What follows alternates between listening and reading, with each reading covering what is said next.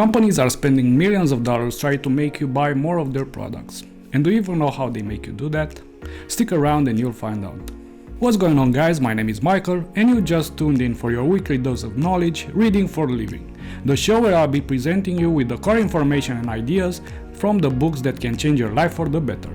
So if you don't have time to read but want to improve your life with these golden ideas that the books have to offer us, subscribe to this channel and hit that notifications bell. Today, I'll present you a book that was written as a result of a $7 million neuromarketing study, which was made by scanning and analyzing the brains of 2,000 humans, trying to understand what effects commercials, slogans, and celebrity endorsements have on our buying decisions. Buyology, Truth and Lies About Why We Buy by Martin Lindstrom takes an approach on discussing the subconscious mind and the role it plays in deciding if we will buy a product or not. These brain scans were performed with a functional magnetic resonance imaging scanner, or in short, an fMRI. As it turns out, we might be emotionally involved with some brands or products, and this is the result of years of commercials and marketing that were poured into our minds. One of the experiments in the book was to see if the health warnings on cigarette packs had any effect on the smokers. Messages like smoking causes lung cancer, smoking while pregnant causes birth defects, or smoking kills, and the grotesque images that are placed on those packs should trigger the rational part of the brain and make the consumer stop buying those cigarettes. The volunteers were shown these messages and images and were asked to answer if they had any effect on their buying decisions and if they buy less because of these images. And most of them answered yes. But as it turned out, on a subconscious level, things were a bit different. Because when seeing these messages and images, the craving area of the brain was stimulated. Since we're talking about cigarettes, it turns out that subliminal messages are used in advertising, and companies use all sorts of tactics for making you think of their products. In the book, there's an example of a cigarettes company that actually pays bars to adopt their color schemes on the decor and to use ashtrays and other symbols that are suggesting their brand's logo. It was discovered in one experiment that exposing test subjects to images such as cowboys on a horseback, a camel in the desert, or a red Formula 1 car in the sunset triggered more cravings among smokers than when they were exposed to the logos or images of the cigarette packs themselves. And there might be two reasons for this. The first reason is that once the logo of the cigarettes disappeared, the conscious brain dropped its guard down and was subconsciously responding to these images presented. And the second reason might be the fact that over the past decades, tobacco companies have spent millions in trying to link certain images with their brands. Another subliminal message that we do is smiling. In an experiment, test subjects were exposed to images of smiling or frowning faces for 16 milliseconds, which was not enough time to realize the actual emotion. Then they were asked to drink a beverage and pay for it. As it turned out, the people who saw the smiling faces were more likely to pour more beverage into the glass and pay twice as much for it compared with the people who saw the frowning faces. And that's why it's a good practice for employees to smile at restaurants or shop customers. As a side note, have you ever noticed how commercials are trying to trigger an emotion in your body when they are presenting you with their products? Why do you think this is happening? As it turns out, the brain encodes things of value through emotions, and brands that engage you emotionally will make you spend more money than the ones who don't. One of the emotions used especially in political campaigns or by insurance companies is the emotion of fear. Because whenever we are stressed or afraid, we tend to look for reassurance or pleasure, and we're looking for the person that seems to know what he's doing or for the experiences that provide us with the most pleasure. And whenever fear is used in commercials, the solution is offered shortly after.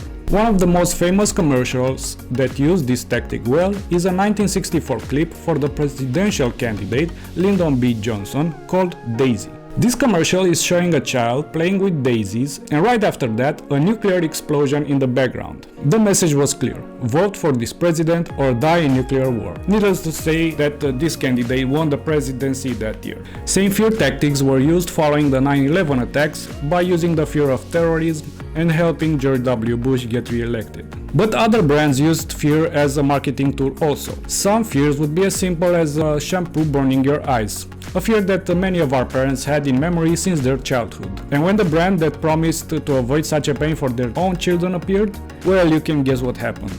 Another thing that this book tries to uncover is trying to find out if product placement in movies or shows can really make us buy more or recognize a brand better.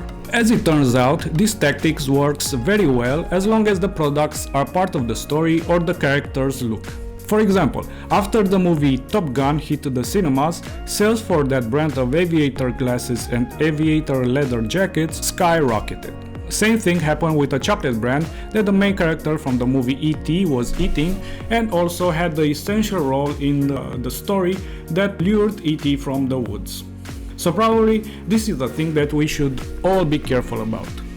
If after watching a movie or a TV show you feel more attracted to a brand and think that if you would buy that brand you would be more similar with the main character or experience part of the story, then probably it's just marketing hitting its target in the very center. But why do we want to do or have the same thing that we see other people we admire do or have? Because of some little guys in us called mirror neurons. An Italian scientist called Giacomo Rizzolatti conducted a study on a species of monkeys by hooking an electronic monitor in the premotor region of their brains, the brain area which registers activity when the monkeys carry out simple tasks such as picking up a nut. As the study showed, when the monkeys saw one of the grad students pick up a cone of ice cream and taking it to its mouth, the premotor region of the monkey's brain lit up as it was doing the same thing, although the monkey was just observing. The same neurons that fire when an action is performed were firing when the same action was being observed. As it turns out, by using fMRI to scan the regions of our human brain thought to contain mirror neurons, the same thing happens for humans whenever they observe an action being performed by somebody else. So that's why after seeing a movie that you really liked, you can adopt some of the behaviors from the characters you admired. These mirror neurons make us buy things by making us hope that if we have a certain product, a pair of jeans, a new blouse or a car, we could also look and feel like those guys and girls who are promoting them. Mirror neurons are not alone because after we buy something, we get a strong reinforcement from dopamine, which is a pleasure hormone. This happy feeling that we get after buying something comes from our evolutionary psychology, as we associate purchasing things with an increase in our social status, which in turn is leading to an increase in our chances to reproduce. Another way through which companies are forming emotional connections with their customers is through rituals and superstitions. For example, the ritual of splitting a biscuit in half, licking the middle, dipping it in milk, and then eating it.